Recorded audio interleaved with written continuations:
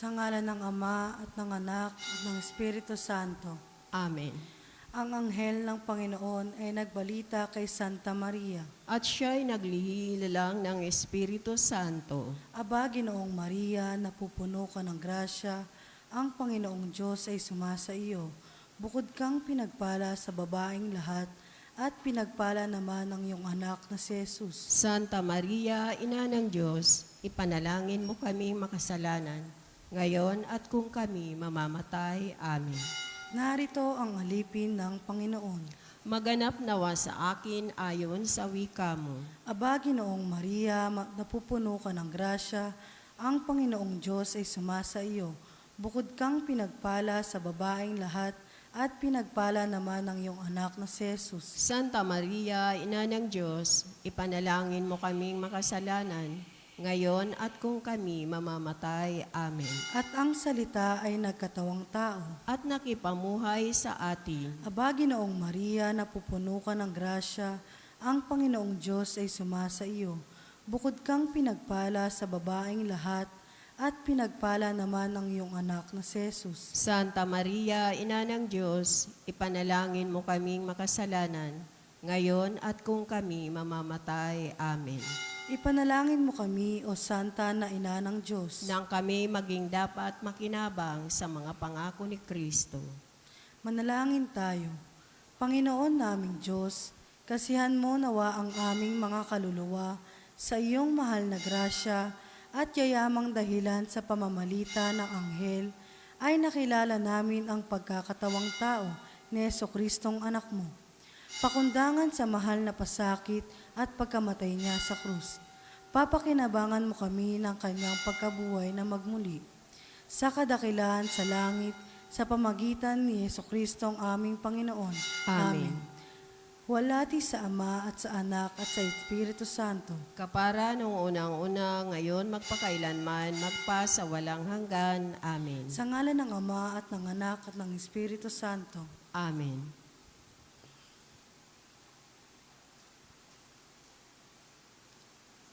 At ang mamumuno po sa ating banal na pagdiriwang ngayon ay ang ating pong Kora Paroko, Reverend Father Douglas Dibado.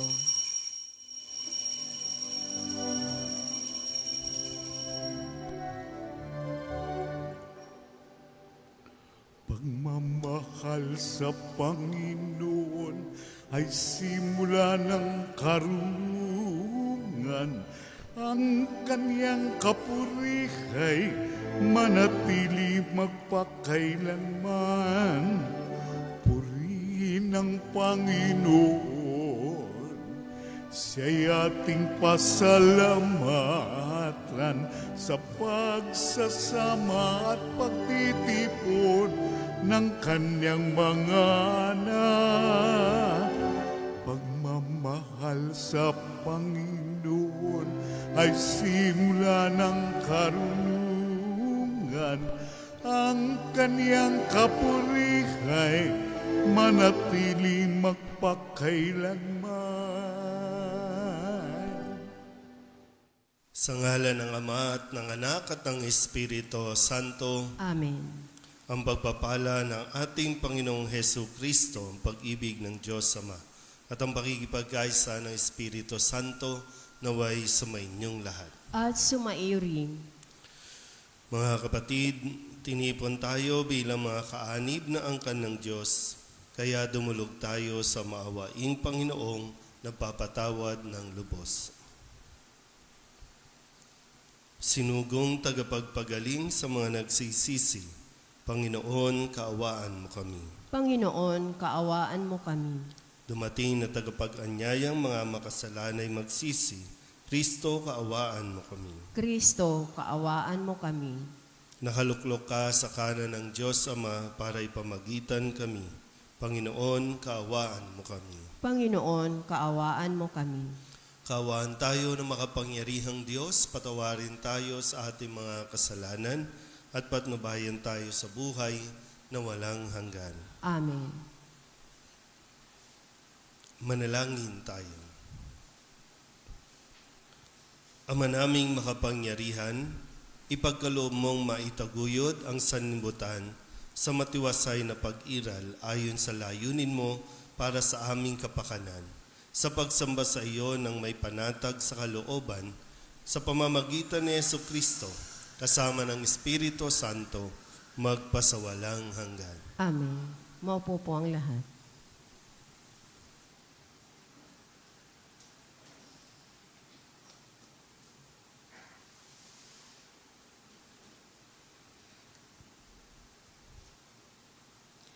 Pagbasa mula sa unang sulat ni Apostol San Pedro.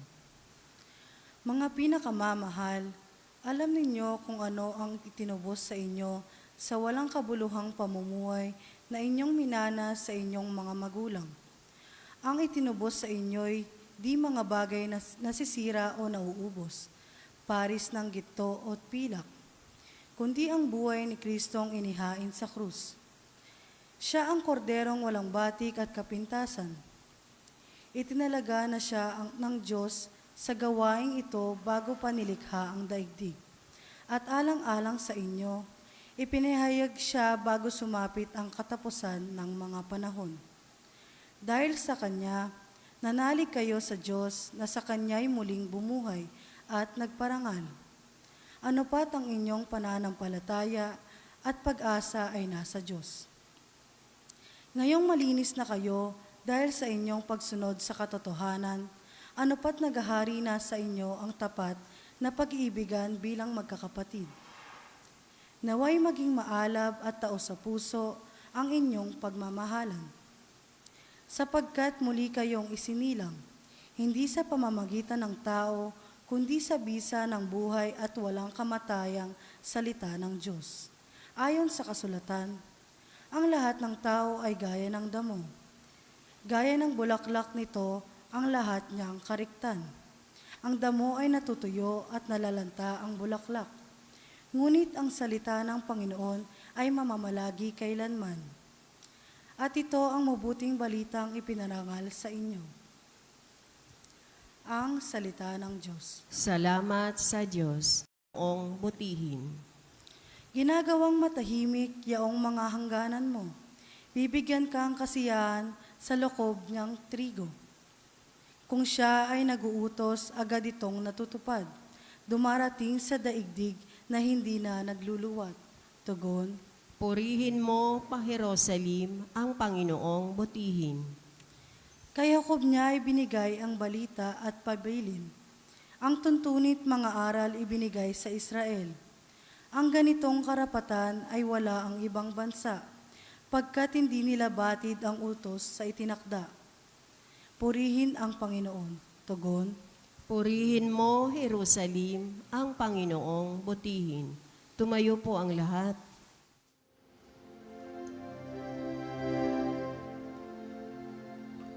Hallelujah, hallelujah, hallelujah, hallelujah. Purihin ng Diyos, hallelujah.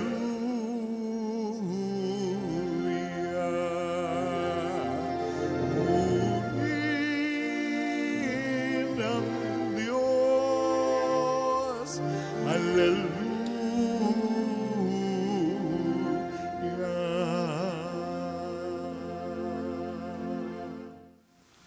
Sumainyo ang Panginoon. At sumaiyo rin. Ang mabuting balita ng Panginoon ayon kay San Marcos. Papuri sa iyo, Panginoon. Noong panahong iyon, nasa daan ang mga alagad patungong Jerusalem. Nauuna sa kanila si Jesus, nangangamba ang mga alagad at natatakot naman ang mga taong sumusunod sa Kanya. Ibinukod ni Jesus ang 12 at sinabi ang mangyayari sa Kanya. Wika niya, ngayoy paahon tayo sa Jerusalem. Ang anak ng tao'y ipagkakanulo sa mga punong saserdote at sa mga iskriba. Kanilang hahatulan siya ng kamatayan. Ibibigay sa mga hintil, siya'y tutuyain nila, luluran, hahagupitin at papatayin. Ngunit muli siyang mabubuhay pagkaraan ng 3 araw. Lumapit kay Jesus sina Santiago at Juan na mga alagad ni mga anak ni Zebedeo at ang sabi, "Guro, may hihilingin po sana kami sa inyo." "Ano yon?" tanong ni Jesus. Sumagot sila, "Sana'y makaupo kami katabi ninyo sa inyong kaharian, isa sa kanan at isa sa kaliwa. Hindi ninyo nalalaman ang inyong hinihingi," sabi ni Jesus sa kanila. "Mababata ba ninyo ang hirap na babatahin ko? Pabibinyag ba kayo sa binyag na daranasin ko?" "Opo," tugon nila. Sinabi ni Jesus, "Ang hirap na babatahin ko'y babatahin nga ninyo, at kayo'y bibinyagan sa binyag na daranasin ko. Ngunit wala sa akin ang pagpapasya kung sino ang mauupo sa aking kanan at sa aking kaliwa. Ang mga luklukang sinasabi ninyo'y para sa mga pinaghandaan." Na marinig ito ng 10 alagad, nagalit sila sa magkapatid, kaya't pinalapit sila ni Jesus at sinabi, "Alam ninyo na ang mga itinuturing na pinuno ng mga hintil ay siyang pinapanginoon, at ang mga dinadakila ay siyang nasusunod. Ngunit hindi ganyan ang dapat umiral sa inyo. Sa halip, ang sinuman sa inyo ang ibig maging dakila ay dapat maging lingkod. At sino mang ibig maging pinuno ay dapat maging alipin ng lahat. Sapagkat ang anak ng tao ay naparito, hindi upang paglingkuran, kundi upang maglingkod at ibigay ang kanyang buhay sa ikatutubos ng marami." Ang mabuting balita ng Panginoon. Pinupuri ka namin, Panginoong Heso Kristo. Maupo po ang lahat. Isang magandang umaga po sa inyong lahat. Ngayon po ay Miyerkules sa ika-8 linggo sa karaniwang panahon. At gaya po ng ating paulit-ulit na paalala sa ating lahat na kung pipili tayo ng mga leader, hindi natin pwedeng alisin yung panuntunan na ibinibigay sa atin ni Jesus na makikita o maririnig natin, mababasa natin sa Biblia. Kasi parang lagi kapag panahon ng eleksyon, hindi tayo kumukonsulta. At lagi natin sasabihin yung excuse na hiwalay ang simbahan at ang Estado. Laging ganon yung nagiging drama natin. Pero kung tutuusin kasi, tayo ang pinakamalaking bilang. Katoliko ang pinakamalaking bilang na dito sa ating bansa. At karamihan din sa mga nagnanais maging pinuno ay Katoliko. Ang nakakalungkot lang kapag manunungkulan na ay parang nangyayari doon sa panuntunan nila sa buhay. Kaya nga ngayon, pinapaalalahanan ni Jesus itong mga alagad na kanyang pinili na sa kasalukuyan sila ay nagkakatampuhan dahil nga mayroong 2 alagad ang medyo naangasan yung 10, naunahan. Dahil yung 2 alagad ay nagnanais na gusto nilang maupo sa kanan, sa kaliwa kapag si Jesus ay naghahari na hindi rin lubusang naunawaan kasi ang tingin nila doon sa Jerusalem, palasyo, kaharian. Na kapag dumating si Jesus doon, siya na ang magiging hari dahil hindi nga pa lubusang naintindihan na hindi doon ang kanyang kaharian. Pero para sa mga alagad, para sa mga tao, andun yung power. Nandun kasi yung trono. Kaya, itong 2, sabi gusto namin, inihiling namin, kami ang maging kanang kamay mo, kaliwang kamay mo, para big time. At nagalit yung 10, nag-away-away marahil. Kaya ito, pinaalalahanan ni Jesus ang mga alagad na hindi dapat ganon ang umiral sa kanila. Hindi dapat ganon ang pananaw na maunawaan nawa kung sino man ang gustong maging pinuno, kaya mo ba talagang maglingkod? Paglilingkod, yun yung tunay na leadership na sinasabi sa atin. Yung kayang maglingkod. Hindi yung ikaw lang yung pinuno, ako ang pinuno. Pero ang tanong, kaya mo bang maglingkod? Ito ay sinasabi ni Jesus sa mga alagad niya. Kasi tayo mismo, unang-una, tayo mga taga-simbahan. At kayo, no, dati ni-encourage ko kayo na, sige, tumakbo kayo, pumunta kayo, umuha kayo ng pwesto. Pero dalhin ninyo ang aral. Dalhin ninyo ang salita ng Diyos. Sa ngayon ba, simula nang magka-eleksyon, ay nandoon pa ba sa isipan yung papaano talaga ang maging pinuno? Yung paano talaga maglingkod? Ngayon kasi, naghahanda na naman para sa 2025 election.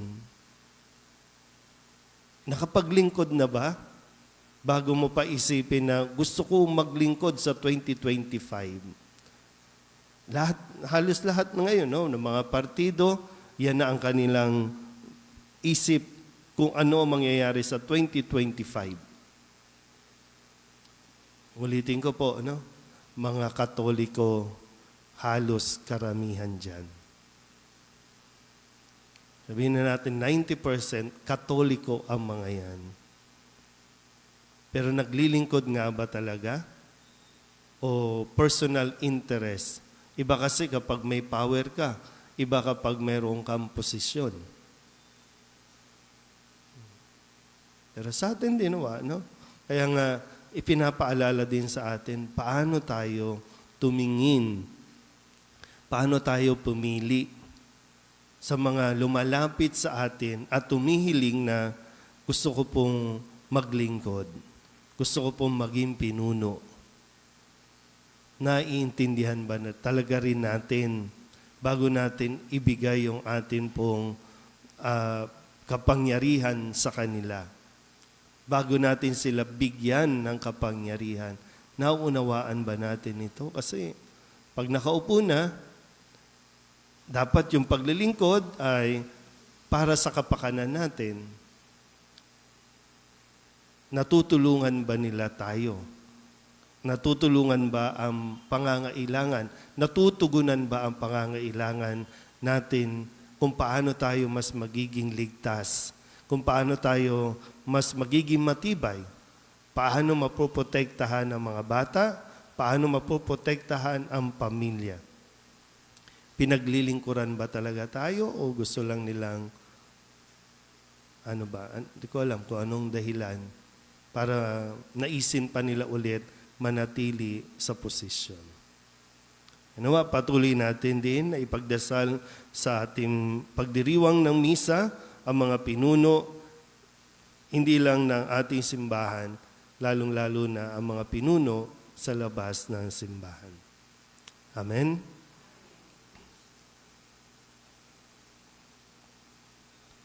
Tumayo po ang lahat. Ipinahayag ni Kristo ang ating Panginoon ang kanyang mapagligtas sa kamatayan at muling pagkabuhay. Sa pamamagitan niya ang mapagpakasakit na lingkod, ilahad natin sa amang mahabagin ang ating mga panalangin. Ang ating pong itutugon, gawin mo kami mga tunay na lingkod, O Panginoon. Gawin mo kaming mga tunay na lingkod, O Panginoon.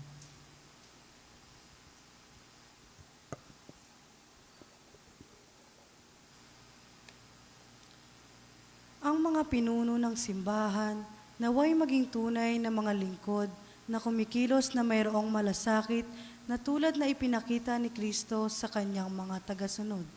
Manalangin tayo sa Panginoon. Gawin mo kaming mga tunay na lingkod, O Panginoon. Ang mga pinuno ng mga gobyerno, naway gamitin nila ang kanilang katungkulan para sa kabutihan ng kanilang pinamamahalaan at iwasan ang away at kawalang tiwala. Manalangin tayo sa Panginoon. Gawin mo kaming mga tunay na lingkod, O Panginoon. Atin nawang mapagtanto na ang mga tagumpay sa mga mata ng Diyos ay hindi nasusukat sa mga panuntunan ng mundo, kundi sa paggalang na ibinibigay natin sa ating kapwa. Manalangin tayo sa Panginoon. Gawin mo kaming mga tunay na lingkod, O Panginoon. Ang mga may sakit, naway kanilang maunawaan na nagiging isang dakilang biyaya ang paghihirap nila kapag iniugnay sa paghihirap ni Kristo. Manalangin tayo sa Panginoon. Gawin mo kaming mga tunay na lingkod, O Panginoon. Ang mga tapat na yumao, naway makatagpo ng walang hanggang kapayapaan. Manalangin tayo sa Panginoon. Gawin mo kaming mga tunay na lingkod, O Panginoon. Idulog din natin sa Panginoon ang ating mga personal na kahilingan at mga panalangin para sa ating mga pamilya, kasama ang mga kahilingan ng mga nanonood sa online. Lahat ng mga misang pasasalamat, espesyal na intensyon, agarang paggaling ng mga may sakit, at ang lahat ng mga kaluluwa na inihiling na ipagdasal sa misang ito.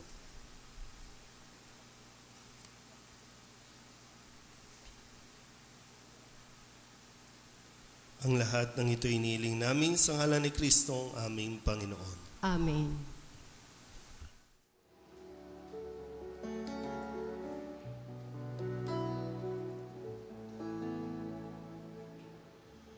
Alay namin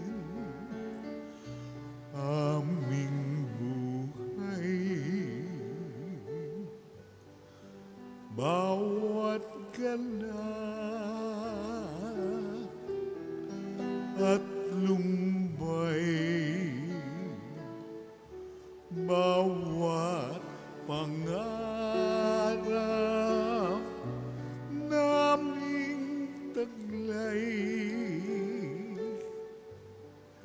sa palad mo ilalagay. Ang lahat. Manalangin kayo mga kapatid upang paghahain natin ang kalugdan ng Diyos sa mga makapangyarihan. Tanggapin nawa ng Panginoon itong paghahain sa iyong mga kamay, sa kapurihan niya at karangalan sa ating kapakinabangan at sa buong sambayanan niyang banal.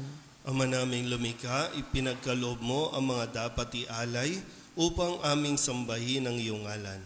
Kawaan mo kami at pagbigyan upang ang iyong kaloob para kami makapaghain ay mapakinabangan bilang pagpapala mo sa amin sa pamamagitan ni Jesucristo kasama ng Espiritu Santo magpasawalang hanggan. Amen. Sumainyo ang Panginoon. At sumaiyo rin. Itaas sa Diyos ang inyong puso at diwa. Itinaas na namin sa Panginoon. Pasalamatan natin ang Panginoong ating Diyos. Marapat na siya ay pasalamatan. Ama naming makapangyarihan, tunay ngang marapat na ikaw ay aming pasalamatan. Sa iyong paglingap at kagandahang loob, ang tao'y nilikha mo at pinangangasiwa sa sansinukom. Sa hangad mong siya'y iwastong lubos, siya'y pinagdusa mo sa kanyang pagtalikod. Sa iyong paggiliw, iyong ipinahintulot na makabalik siya sa pamamagitan ni Kristo Jesus. Kaya kaysa ng mga anghel na nagsisiawit ng papuri sa iyo, nang walang humpay sa kalangitan, kami nagbubunyi sa iyong kadakilaan. Santo, Santo, Santo, Panginoong Diyos na makapangyarihan, napupuno ang langit at lupa ng kaluwalhatian mo. Hosana sa kaitaasan, pinagpala ang naparirito sa ngalan ng Panginoon. Hosana sa kaitaasan. Ama naming banal, ikaw ang bukal ng tanang kabanalan. Kaya't sa pamamagitan ng iyong Espiritu, gawin mong banal ang kaloob na ito upang para sa aming maging katawan at dugo ng aming Panginoong Hesu Kristo. Bago niya pinagtiis ang kusang loob na maging handog, hinawakan niya ang tinapay, pinasalamatan kaniya, pinaghati-hati niya iyon, iniabot sa kanyang mga alagad at sinabi, Tanggapin ninyong lahat ito at kanin, ito ang aking katawan na ihahandog para sa inyo.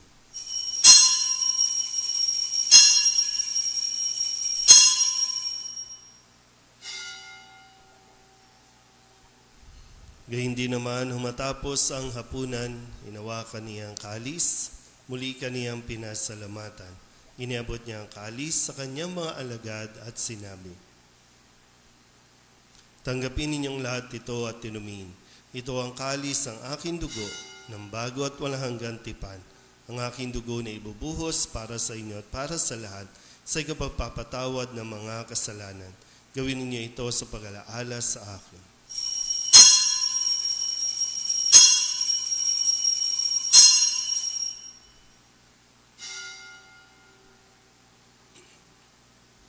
Ipagbunyi natin ang misteryo ng pananampalataya. Si Kristo'y namatay, si Kristo'y nabuhay, si Kristo'y babalik sa wakas ng panahon.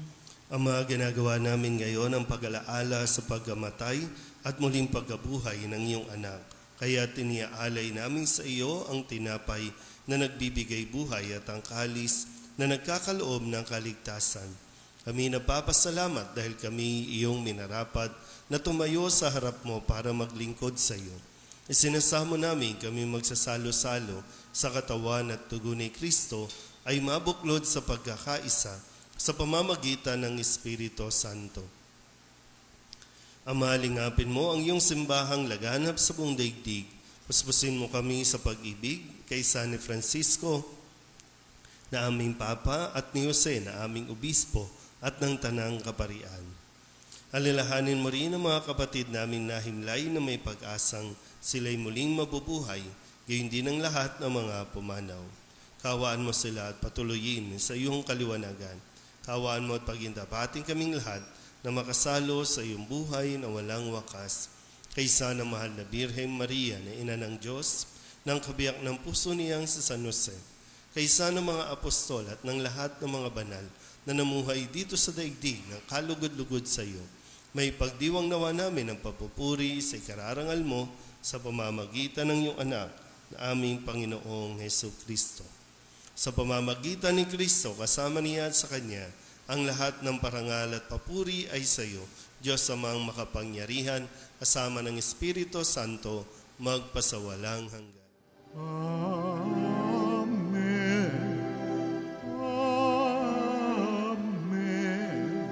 Amen. Amen. Amen. Sa talubilin ng magpagagawin ng utos at turo ni Jesus sa Panginoon natin at Diyos, ipahayag natin ang lakas ng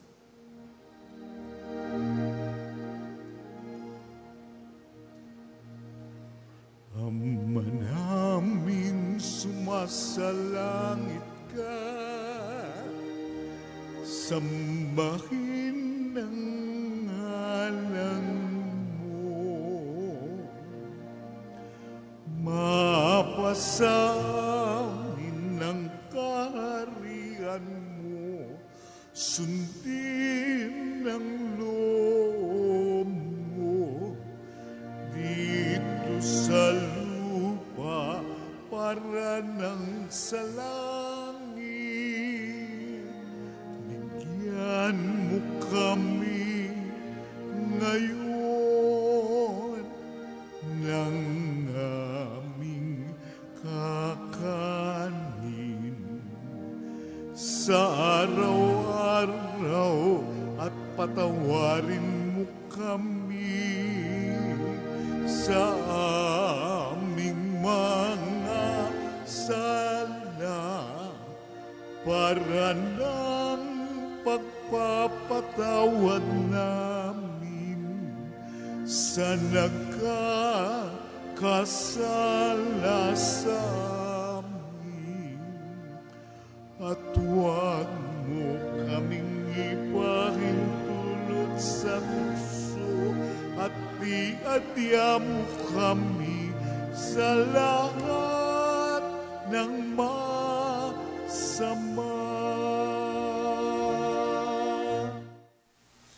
Hinihiling namin kami iadya sa lahat ng masama, pagkalooban ng kapayapaan araw-araw, iligtas sa kasalanan at ilayo sa lahat ng kapahamakan, samantalang aming pinananabikan ang dakilang araw ng pagpapahayag ng tagapagligtas naming si Jesucristo. Sapagkat iyo ang kaharian at ang kapangyarihan at ang kapurihan magpakailanman. Amen. Panginoong Jesucristo, sinabi mo sa iyong mga apostol, kapayapaan ang iniiwan ko sa inyo, ang aking kapayapaan ang binibigay ko sa inyo.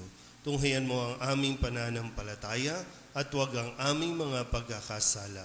Pagkalooban mo kami ng kapayapaan at pagkakaisa ayon sa iyong kalooban, kasama ng Espiritu Santo, magpasawalang hanggan. Amen. Ang kapayapaan ng Panginoon ay laging sumainyo. At sumaiyo rin. Magbigayin po tayo ng kapayapaan sa isa't isa.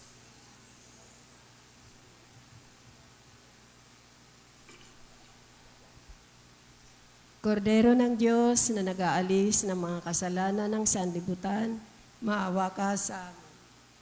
Kordero ng Diyos na nag-aalis ng mga kasalanan ng sanlibutan, maawa ka sa amin. Kordero ng Diyos na nag-aalis ng mga kasalanan ng sanlibutan, ipagkaloob mo sa amin ang kapayapaan. Lumuhod po ang lahat.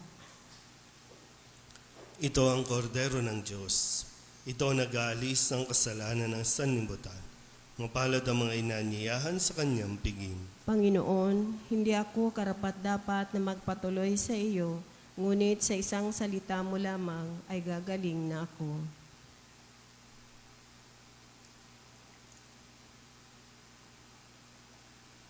Katawan ni Kristo. Amen.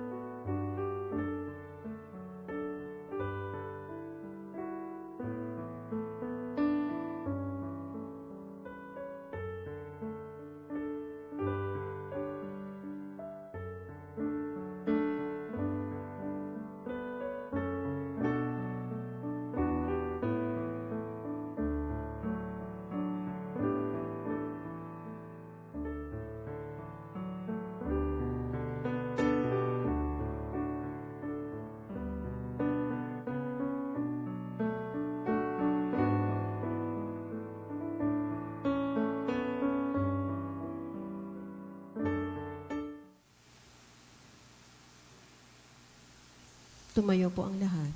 Manalangin tayo. Ama naming mapagmahal, kaming iyong pinapakinabang ay iyong kaawaan upang ang aming pinagsaluhan ay magdulot ng aming pakikilahok sa iyong buhay na hindi matatapos. Iniluluhog namin ito sa pamamagitan ni Jesucristo kasama ng Espiritu Santo magpasawalang hanggan. Amen. Sumainyo ang Panginoon. At sumaiyo rin. At pagpalain kayo ng makapangyarihang Diyos, Ama at Anak, at Espiritu Santo. Amen. Tapos ang banal na misa, humayo tayo sa kapayapaan ni Kristo. Salamat sa Diyos. Magandang umaga po. Magandang umaga din po.